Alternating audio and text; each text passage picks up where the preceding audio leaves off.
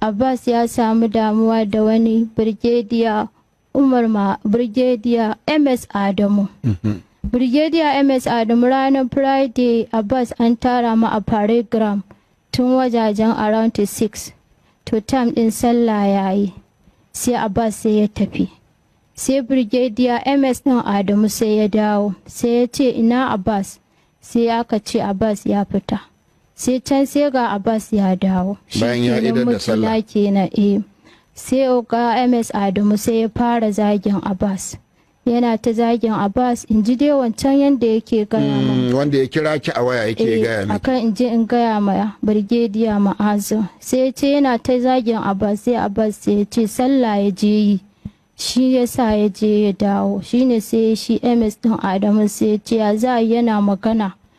Ya yi magana. Kwarai ya yi kuskure babba. Sai mijina sai ya ce mishi Rukwaisa na je yin sallah ne. Sai ya ce haka ya ce mai to shine shi kuma Brigadier sai ya ji zafin sai ya ce ma mijina sai ya ce ma 20 battalion su kamo mai mijina.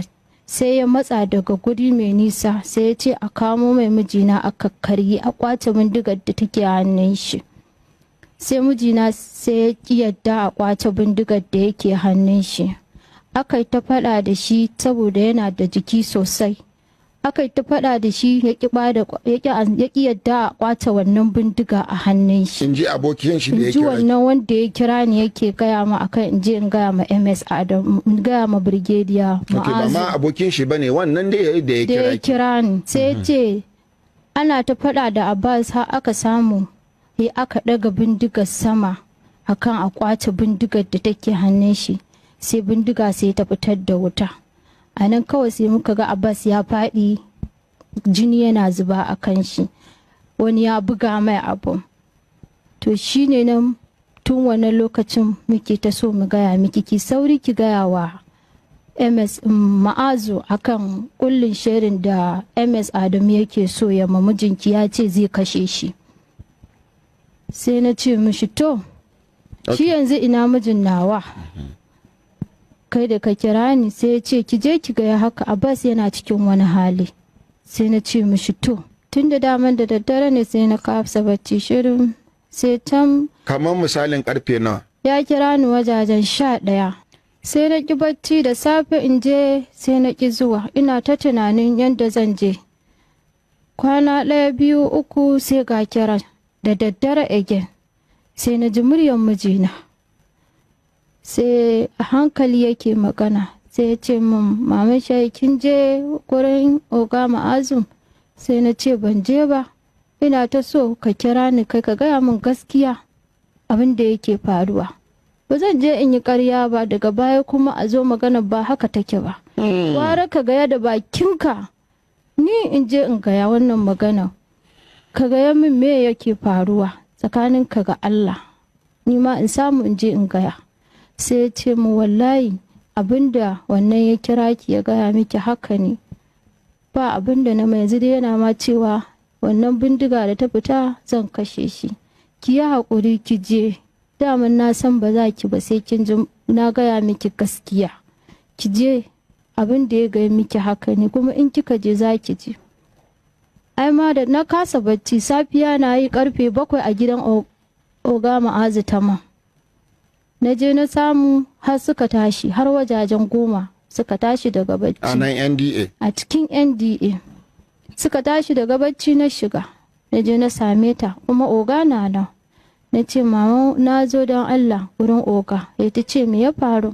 Ya na ce na zo ne akan Haruna.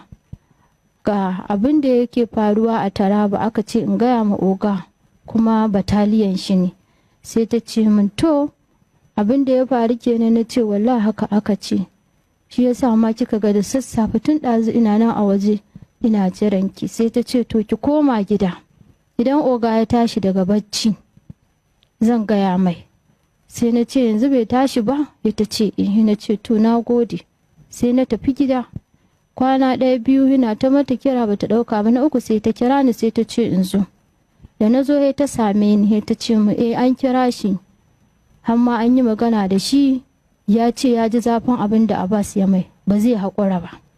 ai ya ce ma Abbas ne ya ce zai kashe shi. Sai na ce to don Allah ki sa oga ya yi magana tunda an ce bataliyan shi ne abin ya faru kuma Haruna ba zai yi ƙarya ba. Ta ce to hai dai ki ta addu'a Usaini. Na ce to shikenan. Daga gidan sai na dawo gida. Ki come back house. Sai na ta zama in juya waya kullum tana hannuna. Bayan kusan wata 4 sai wannan ya ƙara kirana. Sai yake ce min mata Abbas ki zo Taraba mana. Ki zo ki ga halin da mijinki yake ciki. Wancan mutumin dai ko dai wani kuma? Wani daban. Sai ko mai dalilin gayyatar ki zuwa Taraba? Sai na ce to saboda me ya ce to in ba haka ba Abbas ba yana cikin wani hali. Ki zo ko in tura miki wani nambar. Ki kira wannan ki mai magana. Zai taimaka miki a samu a fitar da Abbas a halin da yake ciki inda aka saka shi. Sai na ce mishi to. Sai na kira. Sai ya turo min wata nambar sai na kira. Da na kira sai na ji wani. Sai na ce mai ni ce matar wani. Sai ya ce oh ya ce na ce dan Allah gashi sai ya ce ai shi unique din Abbas ne nan. Sai na ce oh unique din shi ne sai ya ce to nan Makodi. Sai na ce oh sai na ce zan iya zuwa dan Allah. Sai ya ce dama muna ta neman ki zo. Da na je kuwa na shirya yarana sai na tafi da karamar sai na tafi da ita.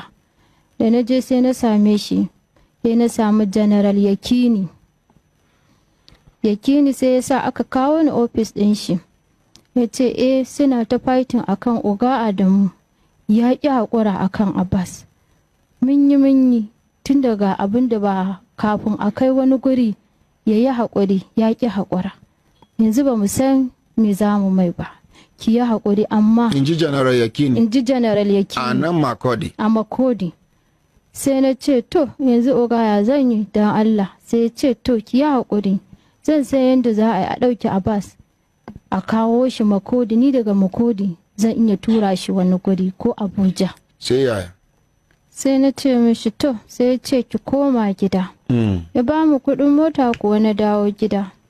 Bacin kusan wata 4 sai aka kawo kuwa mijina Abuja aka aje shi a Bata Barak a cikin gadurum na DHQ na Command. Sai aka aje shi da na ji an kawo shi Abuja tun da ya fi kusa wata nawa yanzu shekara 6 da na ga Abuja ne zuwa Kaduna ya kusa na goda Allah kullum muna waya dai da gurin akan ina jin lafiya yanda yake kusan shekara 2 ba labari. Sai wata rana sai na tashi 2021 na kasa bacci sai mafarke nake yi. In mun kira shi kuma ma da ake bashi waya da ba a bashi. Na kasa bacci wata rana kuwa karfe 3:30 na yamma ranar Monday ba zan taɓa manta da wannan ranar ba. Na ɗauko yarana kuwa duka guda 2 muka taho. Motar mu har ta lalace muka iso nan Abuja wajajen karfe 10:30. Na dinga shiga gadurum ina neman shi sai can kuwa na same shi a gadurum na Garrison. Ana nuna faɗi sunan shi aka ce yana nan aka haɗa ni da wani RSM ya ce wa ya ce ki zo na ce ba wanda ya kira ni ce dai kawai na zo. Kika zo da daddare na ce motar mu ne ta lalace kuma kika taho da yaran na ce sai ya ce to kafin mu shiga muka ina ta jin ihu to ban san ihun ko waye ba. To yarinya ta karama sai ta fara kuka sai na goya ta. Muna shiga da aka ba mu guri muka zauna. Na ma kasa zama. Sai wannan shi ogan sai yake ce shi wannan RSM din sai yake ce mun ko za ki iya tuna sunan RSM din? Sunan shi Okolo. Okay, RSM Okolo. Sai ya ce mata Abbas aike musulma ce ko na ce ya ce to duk abin da kika gani ki yi haƙuri. Sai na ce mishi to ba komai. Sai jikina ya kama rawa. Sai na ce mai na yadda me ya faru Abbas din ya mutu ne? Sai ya ce a'a bai mutu ba amma ki yi haƙuri. Sai na ce mishi to ba komai oga ko me na yi imani da ƙaddara mai kyau ko mara kyau.